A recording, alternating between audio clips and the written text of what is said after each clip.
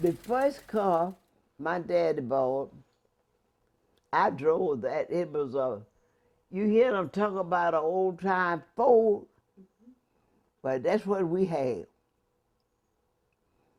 Three could sit in the back and two in the front. And they had brakes sitting right here, like you reach over like that. And when you get ready to stop, you push it. But now, look how far they gone.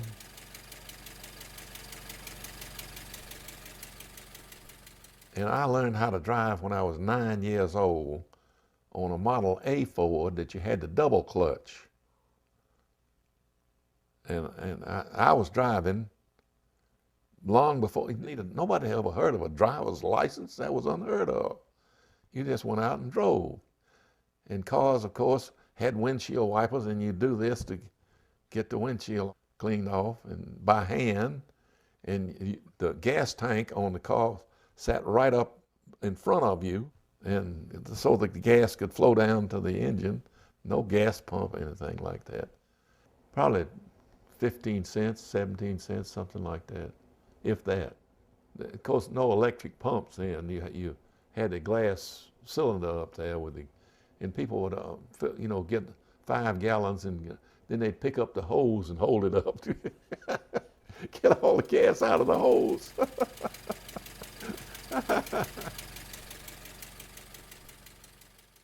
My dad got one, I don't know. I just remember how old I was when he got that T-Model.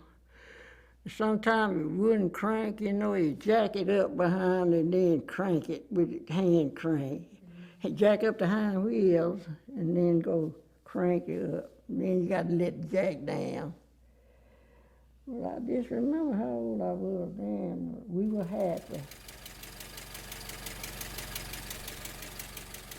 Daddy had what he called a roadster. I'm not familiar with cars, but it had the little rumble seat, and he took that thing apart and redid it, and that was our mode of transportation, was that little roadster car.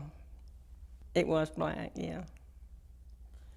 And I remember once, my oldest brother, because the roads were not paved and they were bumpy, and I remember he bumped out of the car and was sitting down in the middle of the road crying. So I got Daddy's attention. We went back and picked him up.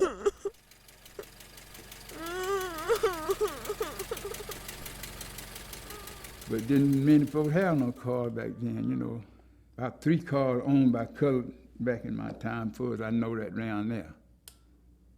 That was Uncle Henry Grissom and them, and my dad and them had one. Degree Booker and them had one.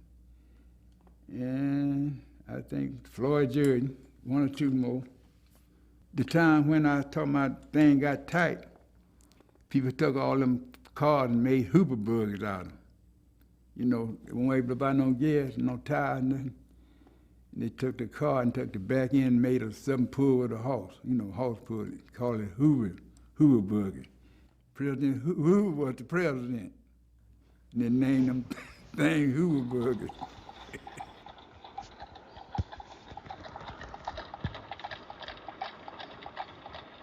Of course, being on the farm, I got to drive at an early age. And I always liked, like I said, I always liked to drive and operate equipment. One of my uncles came home from service and he had a new Dodge car. And he asked me to drive it. I let me drive it. Of course, I wanted to. And I got in it and started off, and I couldn't get it in low gear. I couldn't get it in first gear. I kept trying and trying. And he looked over at me and laughed. He said, "It doesn't have a first gear. You just put it up in second and start." It had what they called fluid drive back then. It didn't have the automatic transmission, but it did have the fluid drive. And that was something for me back then, to realize they had a car that had more or less an automatic transmission. Even Washington Street was not paved. And on Saturday, you couldn't find a place nowhere in town to park. Everybody parked in town and visited on the afternoons. That was that Saturday? Everybody, colored and white, came to town on Saturdays. And Probably in the with the horse and wagon. Yes. Oh, yeah, they were all dirt roads, just about it. Dixie Highway was the first paved road in Morgan County, and people would ride up and down it Sunday afternoon just to say they'd been riding on the pavement. You remember the old roller skates? Not the kind they have now, but they were old metal wheels. Then we did a lot of skating. I remember Hattie Miller went with me once. We skated from here to Rutledge on one of the first paved roads in the state of Georgia. And it was 9 miles from here to Rutledge. And we would skate up there all the way over that 9 miles and then skate back. But quite often there would be a wagon coming along. Wasn't too many cars at that time. So we grabbed the back of the wagon, and that would pull us for quite a ways. Did anybody tell you about the big barbecue we had in Bostwick when we dedicated the highway? Well, that was M.E. Thompson was our governor, long in the last of the 40s.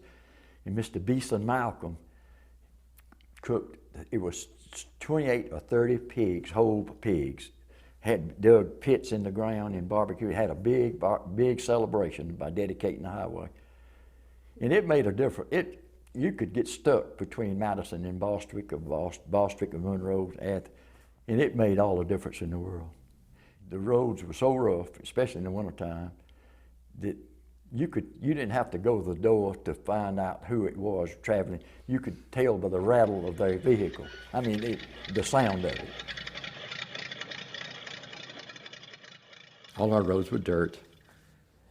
And my dad always said, whichever governor paves the road to my house, I will throw a big barbecue for him. So the road had been paved to a point about 2.5 miles from my house, where Andy Wheat lives now. And so my dad, he was still young enough to be able to go to Atlanta. He took all of his papers because he was the second president of the Georgia Good Roads Committee, which tried to get roads improved for the rural mail carriers. And he laid it all on Marvin Griffin's desk. And Marvin Griffin saw an opportunity to get the news media in there and get a lot of photographs and a lot of good publicity. And he said, "Fred, I will pave that road down to your house." And he said, "Well, Governor Griffin, I'll have that big barbecue for you." And so the road was paved, I believe, in 1957. So my dad had the biggest barbecue we have ever seen. He had 1,000 people there. We had 10 or 12 pits dug in the ground to put the hogs on racks, wire racks. They had the Georgia State Patrol down there directing traffic and parking people. So we had a big event, and but most of the people, like Joe Baldwin, who was clerk of court, every time I see him up here at the courthouse, he would talk about that big barbecue, but they've all passed away, and just nobody remembers that anymore.